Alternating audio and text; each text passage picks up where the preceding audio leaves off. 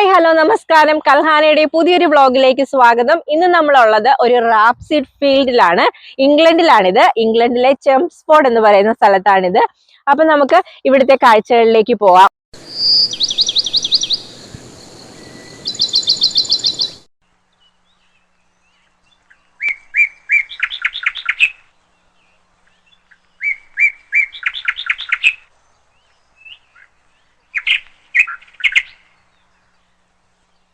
മഞ്ഞ പൂക്കളുടെ കടലിലാണ് ഞങ്ങളിപ്പോ നിൽക്കുന്നത്. മഞ്ഞ നിറത്തിൽ വിരിഞ്ഞു നിൽക്കുന്ന ഈ പാടത്തിന്റെ ഭംഗി കാണാൻ തന്നെ വേറിട്ടൊരു അനുഭവമാണ്. ഈ വീഡിയോയിൽ റാപ്സീഡ് കൃഷിയുടെ സൗന്ദര്യവും അതിന്റെ പ്രാധാന്യവും നിങ്ങളുമായി പങ്കുവയ്ക്കാനാണ് ഞാൻ ഉദ്ദേശിക്കുന്നത്. ഏപ്രിൽ മെയ് മാസങ്ങളിൽ ഇംഗ്ലണ്ടിലെ ഹൈവേകളിലൂടെ യാത്ര ചെയ്യുമ്പോൾ റോഡിന് ഇരുവശവും ഇതുപോലെ മഞ്ഞ പാടങ്ങൾ നമുക്ക് കാണാൻ പറ്റും. കാരണം ഇവിടെ ശൈത്യകാലത്താണ് ഇതിന്റെ വിത്ത് വിതയ്ക്കുന്നത്. പിന്നീട് സ്പ്രിംഗ് ആവുമ്പോൾ ഇത് മുളച്ചു വന്ന് ഏപ്രിൽ അവസാനം മെയ് ആദ്യ വാരത്തോടു കൂടിയാണ് ഇതിങ്ങനെ മഞ്ഞ പൂക്കളുമായിട്ട് ഇങ്ങനെ നിൽക്കുന്നത്. ഈ വീഡിയോ ഞങ്ങൾ ഷൂട്ട് ചെയ്തത് മെയ് മാസത്തിലാണ്. മെയ് മാസത്തിന്റെ ആദ്യമാണ്. പക്ഷെ ചില സാങ്കേതിക കാരണങ്ങൾ കൊണ്ട് ആ സമയം എനിക്ക് വീഡിയോ എഡിറ്റ് ചെയ്ത് അപ്ലോഡ് ചെയ്യാൻ പറ്റിയില്ല. അതാണ് കുറച്ച് വൈകി പോയത്.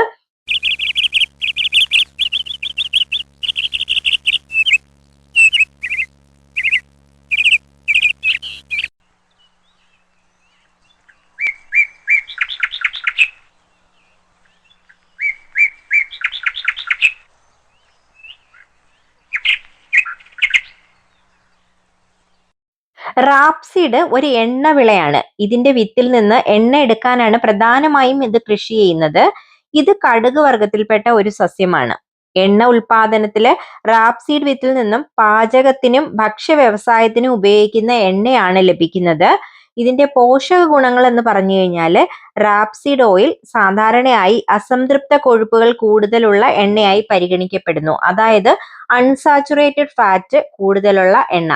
അപ്പൊ നിങ്ങൾക്ക് എല്ലാവർക്കും അറിയാമല്ലോ, അൺസാച്ചുറേറ്റഡ് ഫാറ്റ് എന്ന് പറയുന്നത് നമ്മുടെ ബ്ലഡ് കൊളസ്ട്രോൾ കൺട്രോൾ ചെയ്യാനും ഹാർട്ട് ഡിസീസസിനെ കൺട്രോൾ ചെയ്യാനും സ്ട്രോക്ക് കുറയ്ക്കാനും ഒക്കെ സാധാരണയായിട്ട് ഡോക്ടേഴ്സ് എല്ലാം റെക്കമെൻഡ് ചെയ്യുന്ന ഒരു ഓയിലാണ് അൺസാച്ചുറേറ്റഡ് ഫാറ്റ്സ് ഉള്ള ഓയില്. അപ്പൊ അതുകൊണ്ട് തന്നെ ഇത് വളരെ ഹെൽത്തി ആയിട്ടുള്ള ഒരു ഓയിലാണ് റാപ്സീഡ് ഓയില്. റാപ്സീഡ് ഓയിൽ ഉൽപ്പാദിപ്പിക്കുന്നതിന് വേണ്ടിയിട്ടും അതുപോലെ തന്നെ വെജിറ്റബിൾ ഓയിൽസിനും ഒക്കെ ഈ റാപ്സീഡ് ഉപയോഗിക്കുന്നുണ്ട്. എണ്ണ ഉണ്ടാക്കി കഴിഞ്ഞിട്ടുള്ള ഇതിന്റെ വേസ്റ്റ് എന്ന് പറയുന്നത് വൻതോതിൽ കാലിത്തീറ്റയായിട്ട് ഉപയോഗിക്കുന്നുണ്ട്. അതുപോലെ തന്നെ ചിലയിടങ്ങളിൽ ഇത് ബയോഫ്യൂവൽ ഉണ്ടാക്കാൻ വേണ്ടിയിട്ട് ഉപയോഗിക്കുന്നുണ്ട്. ബയോഡീസൽ നിർമ്മാണത്തിന് ഇത് ഉപയോഗിക്കുന്നുണ്ട്. അതുപോലെ തന്നെ തേനീച്ച വളർത്തലിനും ഈ സസ്യം വളരെയധികം സഹായിക്കുന്നുണ്ട്. ഇതിന്റെ പൂക്കളിൽ നിറയെ തേനാണ്. അപ്പോൾ തേനീച്ചകളെ ഈ പൂക്കൾ വളരെ വലിയ തോതിൽ ആകർഷിക്കുന്നുണ്ട്. അപ്പോൾ തേനീച്ച കൃഷി ചെയ്യുന്നതിനടുത്തും ഒക്കെ ഇതുപോലെ റാപ്സീഡ് വളർത്തുന്നുണ്ട്. കൂടാതെ ചില സ്ഥലങ്ങളില് ക്രോപ്പ് റൊട്ടേഷന്റെ ഭാഗമായിട്ടും ഇത് വളർത്തുന്നുണ്ട്. അതായത് വിള പരിവർത്തന പദ്ധതികളുടെ ഭാഗമായിട്ട്. സാധാരണ കൃഷിയിടങ്ങളിൽ ഒത്തിരി കള വളരാതിരിക്കാൻ വേണ്ടിയിട്ട് വിന്റർ ആകുമ്പോൾ ഇതിന്റെ വിത്ത് വിതച്ചിട്ട് ഈ ചെടി ഇങ്ങനെ മുളപ്പിച്ച് നിർത്തും. അപ്പോൾ ആ സമയത്ത് ഇതിന്റെ വിത്ത് ഉണ്ടായി കഴിയുമ്പോൾ, റാപ്സീഡ് ഉണ്ടായി കഴിയുമ്പോൾ അതിൽ നിന്ന് എണ്ണ ഉൽപ്പാദിപ്പിക്കുകയും ചെയ്യാം. അതുപോലെ തന്നെ കൃഷിഭൂമിയിൽ കള വരാതിരിക്കുകയും ചെയ്യും. അപ്പൊ അതിനു വേണ്ടിയിട്ടും ഇത് കൃഷി ചെയ്യുന്നുണ്ട്. എന്ത് തന്നെയാണേലും നമ്മൾ കാഴ്ചക്കാർക്ക് വളരെ നയന മനോഹരമായിട്ടുള്ള ഒരു കാഴ്ചയാണ് ഈ പാടത്തേക്ക് ഇങ്ങനെ വന്നു കഴിഞ്ഞാല്. നമ്മുടെ സാധാരണ ഏപ്രിൽ മാസത്തില് നാട്ടിൽ കൂടെ സഞ്ചരിക്കുമ്പോ കണിക്കൊന്ന പൂത്ത് നിൽക്കുന്ന പോലെയാണ്. കണിക്കൊന്ന പിന്നെ ഒന്നോ രണ്ടോ അല്ലേ വഴിയരിയിൽ ഉണ്ടാവുള്ളൂ. ഇതങ്ങനെയല്ല, ഏക്കർ കണക്കിനാണ് നമ്മുടെ ഹൈവേയുടെ സൈഡിലൊക്കെ ഇങ്ങനെ പൂത്ത് നിൽക്കുന്നത്. അപ്പോൾ കഴിഞ്ഞ വർഷം തന്നെ ഇതിന്റെ വീഡിയോ നിങ്ങളെ ഒന്ന് കാണിക്കണം എന്ന് വിചാരിച്ചതാണ്. അന്ന് അതിന് സാധിച്ചില്ല. അപ്പോൾ അതുകൊണ്ടാണ് എന്നാ പിന്നെ ഈ വർഷമെങ്കിലും ഇതിന്റെ വീഡിയോ ഒന്ന് റെക്കോർഡ് ചെയ്ത് നിങ്ങളിലേക്ക് എത്തിക്കണം എന്ന് തോന്നിയത്. ഇംഗ്ലണ്ടിലുള്ളവരൊക്കെ ഇത് കണ്ടിട്ടുണ്ടാവും. ഞാനിപ്പോ ഈ വീഡിയോ നാട്ടിലുള്ള എൻ്റെ പ്രേക്ഷകർക്ക് വേണ്ടിയിട്ടാണ് റെക്കോർഡ് ചെയ്തേക്കുന്നത്. ഇതിന്റെ പൂക്കൾ ഞാനൊന്ന് അടുത്ത് കാണിക്കാം. കണ്ടില്ലേ, കടുകിന്റെ പൂക്കളോട് സമാനതയുള്ള പൂക്കളാണ്.